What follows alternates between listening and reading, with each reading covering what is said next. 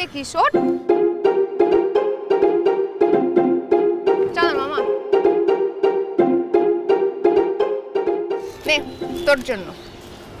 হঠাৎ ফুল কেন? তোর অন্য কোনো মতলব টতলব নাই তো? আমার কাছে ভাঙতি ছিল না, ভাঙতি করার জন্য ফুল কিনছি। ইস, তোর কি মনে হয় যে তোরে আমি ফুল দিয়ে প্রপোজ করব? আর তুই প্রপোজ করলে মনে হয় আমি তোর সাথে প্রেম করব। পাগল হয়েছি আমি। দেশে তো ছেলের অভাব পড়ছে যে তোরে প্রপোজ করতে হবে, একটা কাপুরুষকে প্রপোজ করব। তার থেকে ভালো ফুলটা দে। মামা, ফুলটা আপনি রাখেন, মামিকে দিয়েন।